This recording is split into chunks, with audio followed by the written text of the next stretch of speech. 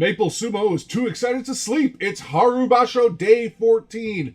Let's get a first update here. Our boy Enho, who did manage to collect his 5th win over the week, is here today up in Juryo, facing off against another favorite of ours, Nishikigi. Nishikigi is at 7-6 right now.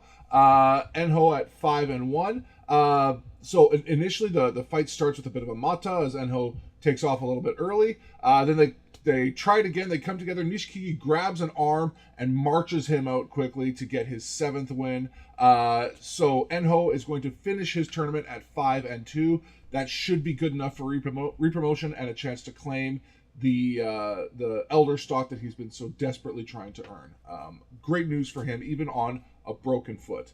Coming up to some pullouts, as I predicted, Wakataka Kage is out. That left elbow injury has been just an absolute thorn in his side all tournament. You saw after his win yesterday, he wasn't even able to celebrate. His arm hurt so much. So I'm glad to see him pull out, save the damage to himself. He's going to be moving up anyways. He's going to need that for next tournament. To begin the Makuuchi fights, we have Hoshoryu both up against Kinbozan, both at 8-5. Asa does kind of a bad Henka attempt to start, but then swings back, slaps Kinbozan's hands away, and then turns and drives forward for a force out. So great work for him. Next is Ukrainian Shishi versus Koto Eho. Shishi's at 6-7, and Koto Eho is at 8-5. Koto Eho comes out of the blocks here like a rocket. Shishi looked like he was trying to reach almost like over and grab the rear of the belt, but he just gets roughed back and forced out in basically a split second. So unfortunately that will be a Makikoshi for Shishi. Daisezan coming up from Juryo with a 7-6 up against Umi at 3-10, who has had a bit of a rough tournament, but today he pulls off just a textbook Henka for a quick, easy win to send Daisezan back, and he's going to have to fight for his life tomorrow to get his Kachikoshi. Gonoyama, the once leader in the tournament, comes up against Asahakiryu. Both men are at 9-4 right now. Gonoyama comes forward hard on this one, but Asahakiryu grabs an outside left and holds on before converting that into an Uwata Dashinagi with a hand on the neck. Gonoyama, he's just been dropping match after match here, unfortunately. I think he got rattled after that first loss. Asahakiryu now comes up to 10-4, so a great double-digit result from him this tournament. Fuji Ryoga, you'll remember the new Juryo or the new Makuuchi promotion at 6-7 with versus Roga at 4-9. Fuji Ryoga, you remember, came up with his stablemate Fuji Seun, and he's had a much rougher go of it. He came in at a lower rank and has not had the success that his stablemate has. Roga comes in on this one, forces them all the way back to the edge, then gets double underhooks and starts chugging away at him before finally pulling back for a split second, letting Fuji Ryoga fall on his face. So unfortunately, that is his Makikoshi. Now, if he can get a win tomorrow, there's an outside chance that a 7-8 means he'll just get demoted like one rank maybe from 17 East to 17 West. But I think more than likely, like if anything more than 2 guys get demoted, he's going back to Juryo. Some of these guys have much worse records, and I think that puts them in danger of getting promoted to Juryo, but I have a feeling they would rather drop the guy at the bottom of the ranks into Juryo than have guys fall all the way out of Makuuchi. Toki Hayate at 4-9 comes up against Chiyo Shoma, who's at 8-5. Now, Chiyo Shoma today, I noticed his lower back was heavily taped up. Not quite as bad as Abi, but still, it goes down into like his tailbone. But he comes out, like a warrior today. He goes for an immediate throat grab. Toki Hayate tries to get an arm lock on the right, but Chiyo just sort of follows it and shoves him down at the edge. Now, you can see the pain on Chiyo Shoma's face after when he's standing to the side. He's hurting, but putting up a 9-5 while injured like that is great. Tobizaru at 5-8, the Flying Monkey, comes up against Tamawashi at 4-9, the Iron Man of the tournament. Now, Tamawashi starts off by absolutely mauling Tobizaru in the middle with thrusting attacks. Tobi manages to stay close and, even without much of a grip, attempts a bit of a leg kick, like a tripping kick at the feet there, which opens him up to take some more abuse. And then he finally gets inside, gets a deep inside right, and then tries for another leg trip, which sets up a pull backwards once Tamawashi actually gets destabilized by it into a Katsukashi win. So Tobizaru 6-8, Tamawashi now 4-10. Hometown hero Ura at 5-8 comes up against Mitakeumi, the former Ozeki, at 7-6. Now, the hometown boy they said at the start of the tournament, he had the most prize envelopes of anyone in the tournament, meaning more people sponsored his matches throughout the tournament than anyone else. And that's probably been great for his opponents because he's given up a good number of losses here. And so those guys are getting a nice payday fighting and beating the hometown hero. But Ura comes in low and hard here before trying a pull attempt, which Mitakeumi resists and counterattacks, just sort of sliding Ura all over the ring before finally spinning him without a belt grip, but spinning him. And Ura tries to arch fully and resist and hold on, but then he just kind of slides to the clay. So Mitakeumi gets his Kachikoshi, which is great, given how he was 2-5 at one point. Now he's completely turned things around and got a winning record. So good work for him. Nishiki Fuji comes up against Shodai. Both men are at 7-6. Nishiki Fuji absolutely covered in those cupping marks.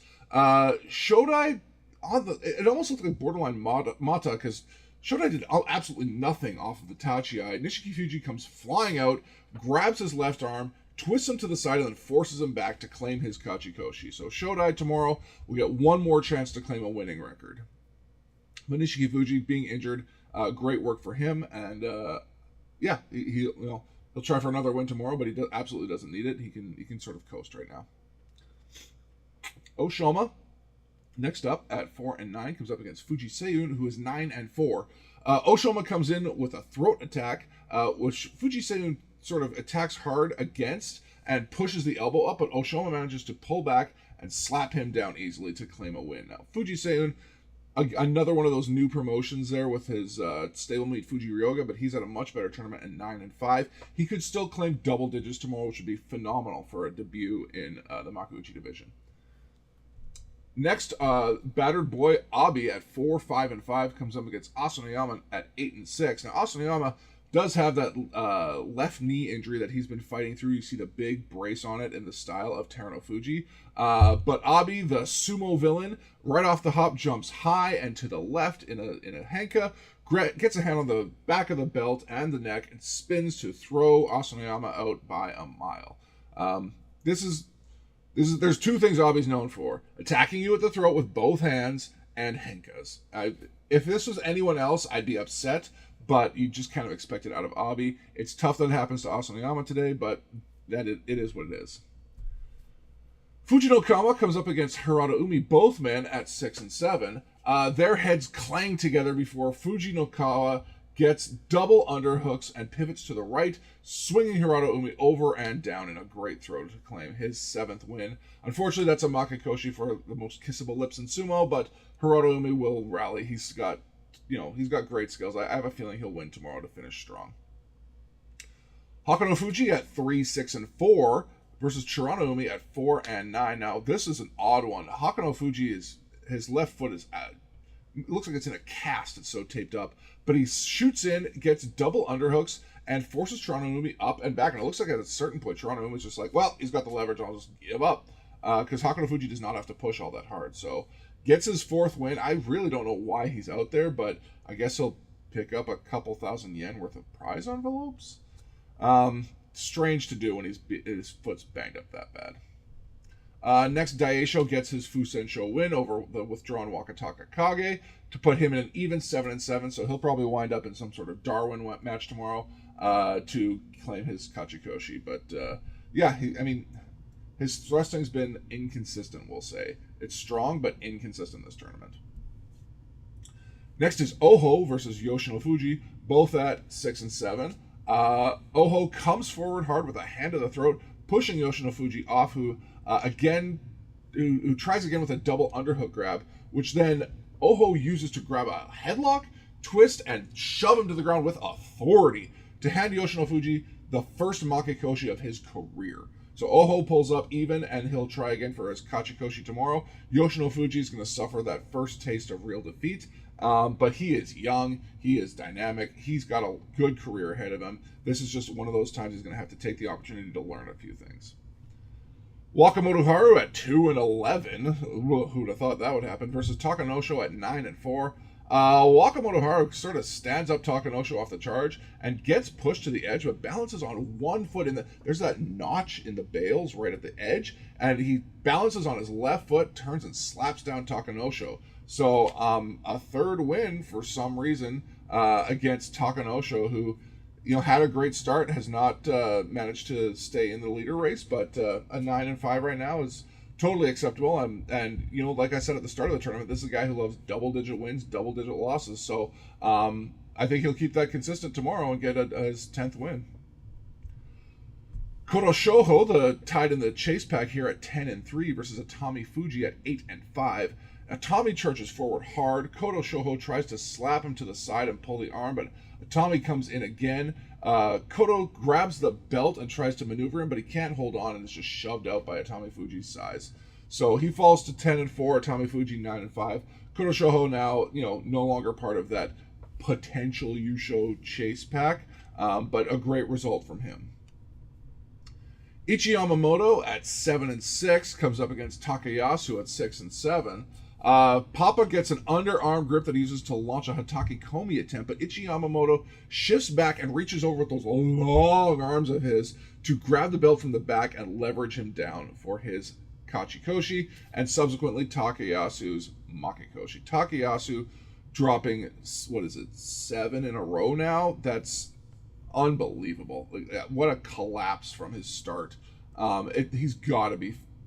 No one knows anything. He's got to have some sort of terrible back injury right now that's just stretching him out. So, next up, our tournament leader Kirishima at 12-1 comes up against Ao Nishiki at 7-6. Now, both of these men have had Yokozuna runs in the past, but Ao Nishiki just lost his this tournament. That's fine. He's a new Ozeki.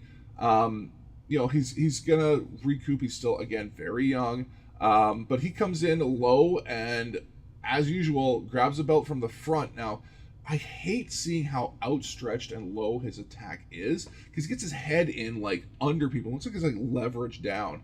But he grabs the front of the belt while Kirishima gets a left arm under his armpit and a right arm over and tries to use that to twist him. But Ao Nishiki stays with him and actually spins Kirishima to the right over and over before managing to pull his left knee down to the clay. And so Kirishima is handed only his second loss of the tournament, and Ao Nishiki pulls up to an even 7-7, so he's still got a chance to get his Kachikoshi. Kirishima's still in the lead, but that second loss means mathematically Hoshoryu still has a chance at this. So the final fight of the day comes up to Hoshoryu at 10-3 versus Kotozakura at 8-5. Now Hoshoryu comes in hard, gets close, and both men secure a right arm inside, left arm outside grip. Kotozakura tries to lower his hips and use his size to sort of lift and force Hoshoryu back and out, but Hoshoryu counters at the edge, releasing his right hand and attempting an Iwata Dashinage throw. Koto Shoho follows it and swings in again, grabs a double inside grip, then steps forward with his left to get a left leg hook, which actually catches Hoshoryu at the ankle, causing him to stumble, and he gets crushed under Koto Shoho's bulk as he collapses to the clay. I'm always surprised when I see agility out of a guy the size of Kotozakura to move quickly like that. You expect him to be a big pusher thruster, but he does some great belt work today to hand Hoshoryu his fourth loss, and with that, secures the Yusho win for Kirishima. So I said I hated to see it, but Kirishima now officially is going to be the Yusho winner. Tomorrow's matches are all just for pride and positioning and maybe some special prizes. But Kirishima securing his third tournament win and almost certainly a re-promotion to Ozeki. Asahak-ryu is now in the chase pack with Hoshoryu and Koto Shoho, but they're all at 10-4. They have no chance of winning this. So great work for Kirishima in a very strong finish to both an Ozeki run and an awesome Yusho win for him. We'll still be back tomorrow. I might try to do live reactions to the fights. We'll see what happens if the upload schedule permits. But tomorrow will be our final day of Haru Basho 2026. We'll see you at the dojo. Maple Sumo is a no-plot only lore production. Check out our other podcasts at noplotonlylore.com.